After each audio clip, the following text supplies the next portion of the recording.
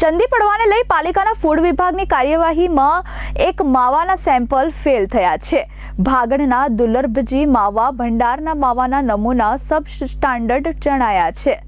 ચંદી પડવા પહેલા સુરત મહાનગરપાલિકાના આરોગ્ય વિભાગે માવા વિક્રેતાઓને ત્યાંથી લીધેલા સેમ્પલો પૈકી ભાગડના માવાની દુકાનના સેમ્પલ લેબોરેટરી ટેસ્ટમાં સબ સ્ટાન્ડર્ડ હોવાનો રિપોર્ટ આવ્યો છે। દુર્લભજી માવા ભંડારના સેમ્પલ સબ સ્ટાન્ડર્ડ હોવાનું સામે આવતા વિક્રેતાએ જણાવ્યું હતું કે અમારા માવાના સેમ્પલમાં ફક્ત ફેટ ઓછું છે તે વાત જ સુરત મહાનગરપાલિકાની ટીમે કહી છે, પરંતુ તેમાં કોઈ પણ પ્રકારની ભેળસેળ કરવામાં નથી આવી। આ માવો પણ ખાઈ શકાય એવો જ છે। અમારી 120 વર્ષ જૂની દુકાન છે, જેમાં પહેલી વખત એસએમસી ફૂડ સેફ્ટી વિભાગે અમારા માવાના સેમ્પલને નેગેટિવ રિપોર્ટ આપ્યો છે। માવાના સેમ્પલ જે નેગેટિવ આવ્યું છે એનું રીઝન અમારે જે જાણવા મળ્યું છે એ મુજબ ફેટનું પ્રમાણ ઓછું છે એવું જણાવવામાં આવ્યું।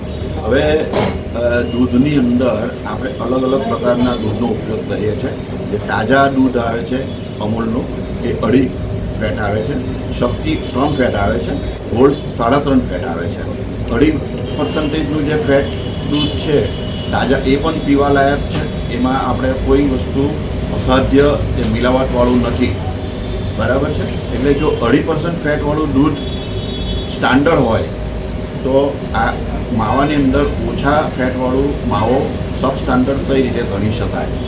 છતાંય કોર્પોરેશનના નિયમ મુજબ ફેટ ઓછો છે એવો એક રિપોર્ટ અમને મળ્યો છે, પણ એની અંદર એવું કોઈ અખાદ્ય કે મિલાવટવાળી વસ્તુ છે એવું કોઈ જાતનું તારણ આવ્યું નથી। Bureau report S24 news Surat.